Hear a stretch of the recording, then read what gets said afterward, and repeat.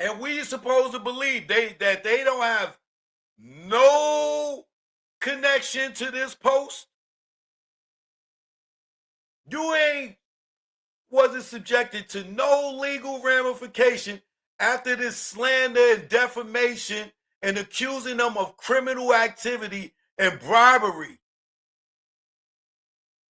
And they didn't reach out to you for nothing?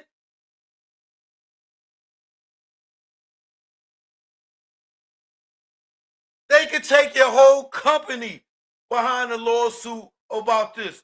It was so much defamation and accusing them of bribing judges and lawyers and police. And they didn't reach out to you at all? And we supposed to believe that this wasn't done to make damage control for the video that came out with Kelsey's bodyguard?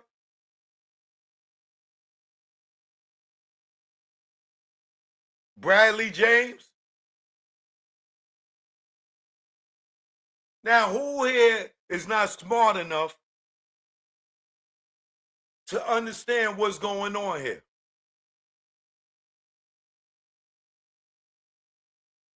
So they only send lawyers after black people.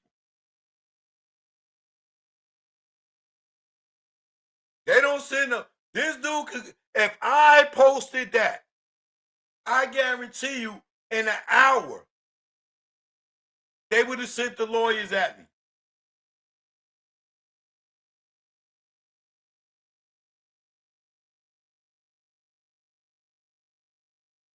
And you tell me he get 10 million hits or whatever, how many millions of hits he got on this post, and they did nothing, and they being accused of bribing, having police, judges, jury.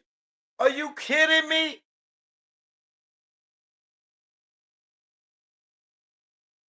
This was a deter. This was a damage control. Take everybody mind off of Tory Lanez is innocent and put this out there, and everybody stop focusing on that video with the United Lawyers or whatever they named is.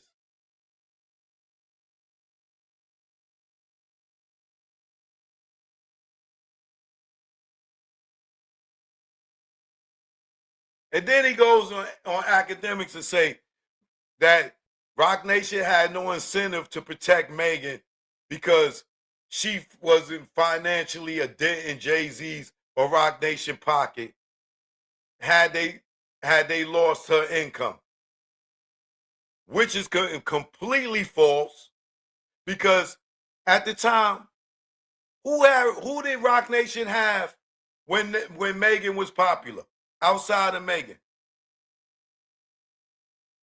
I'll wait. Who was popping on Rock Nation outside of Megan? And Megan is dead now, as far as her career goes. And who do Rock Nation have right now that's popping? Nobody. Joe and Jada?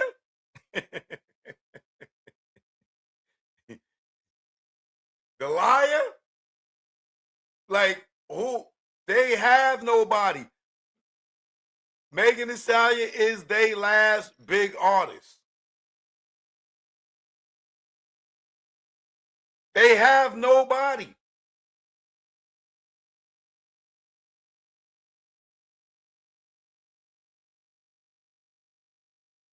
So the other thing that he says to academics is, I mean, you know, because academics says, yeah, well, legally, they would try to help Megan in this situation because they making money with them, right?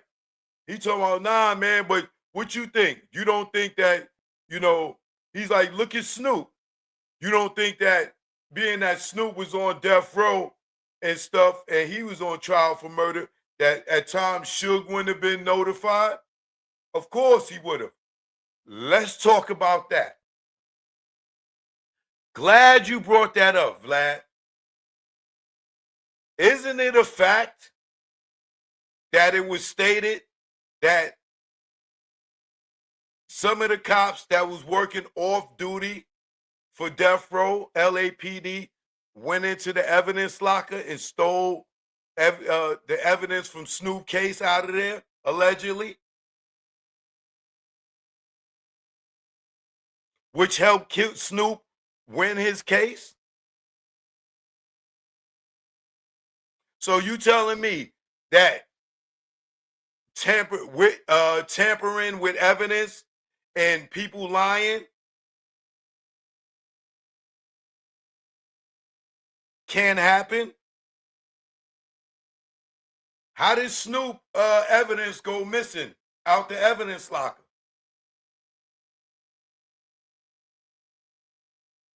You never heard the story about Malik Lee?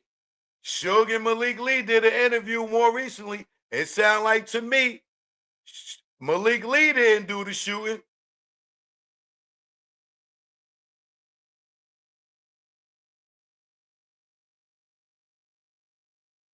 So how do you even use that as an example? Bad example.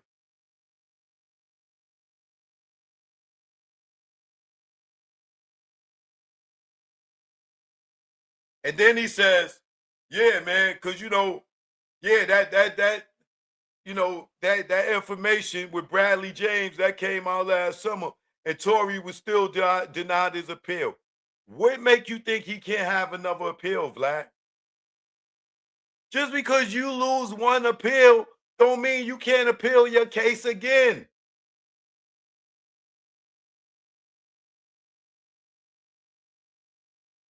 So it ain't over for Tory. He still can keep appealing.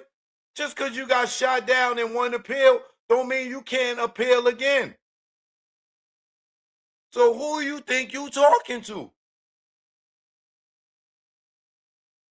And everything academic said or the other dude said, Vlad got some way or another to dispute it to defend Megan. Just like we know that gun was a female gun. Just like we know the stylist saw that gun in Kelsey's bag inside Kylie Jenner's house. Just like we know Tory came over there in swimming gear and didn't have a gun. This is why he had his security with him. So where would he have got a gun from? And how would he get the gun that Kelsey's or Megan's stylist saw in Kelsey's bag?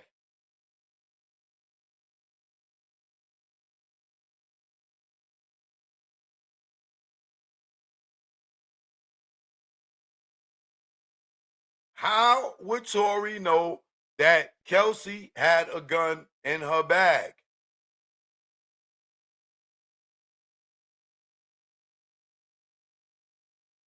Allegedly, according to the stylist, who said when he went and packed their stuff up that he saw a gun in Kelsey's bag.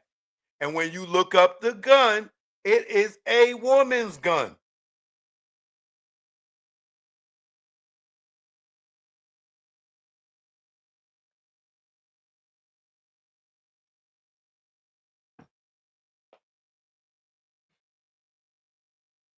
So who sent you?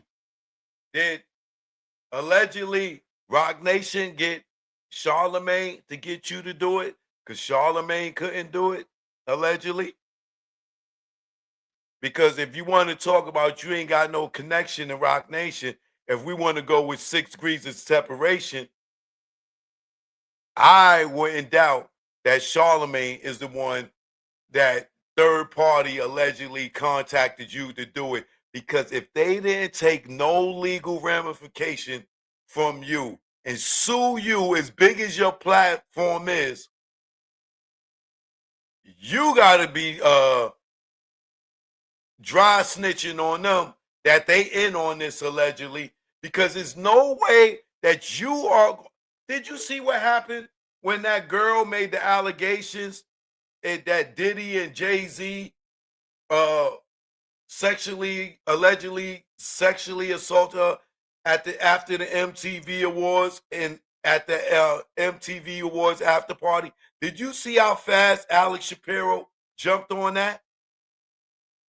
And you telling me you can go and say that all this stuff right here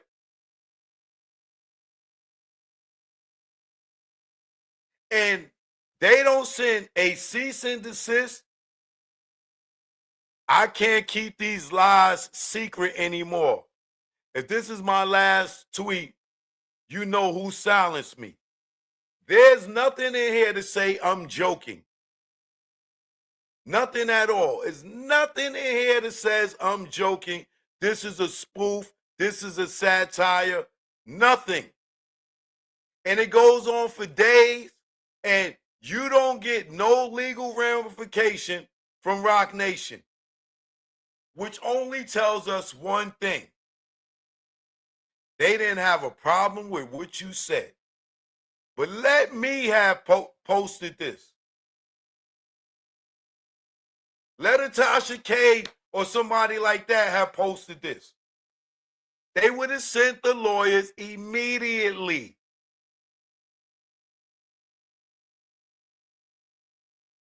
When Tasha K did the show with her Desiree Perez's daughter, what happened? In less than 24 hours, the lawyers were sent immediately.